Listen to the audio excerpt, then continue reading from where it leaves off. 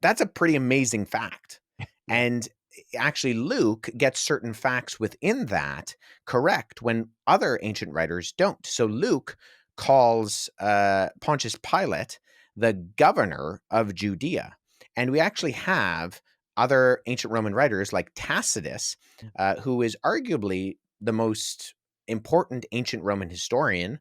He, when writing about who the Christians were, makes actually two errors. He assumes that Christus is a name, not a title, right? He doesn't have the framework for knowing that Christ is the Greek translation of Mashiach, Messiah.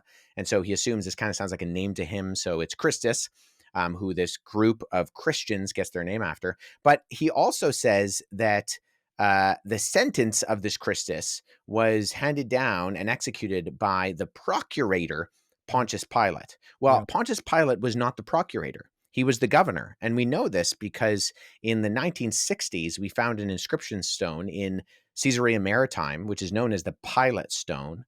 And it has Pontius Pilate's name right there. And he's given the title of governor of Judea.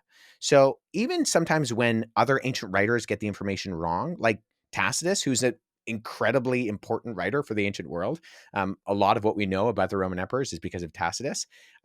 Luke and the other gospel writers get Pontius Pilate's title right. And so I think there's an aspect of giving the benefit of the doubt to some of these guys, giving them the benefit of the doubt and saying, they get a lot of stuff right. They get the big stuff right and the small stuff right. And if they're getting details right, is it that big of a leap to then say that they get the like big historical details right? I don't think it is. If they're getting the little details right, it makes sense they're getting the big details right.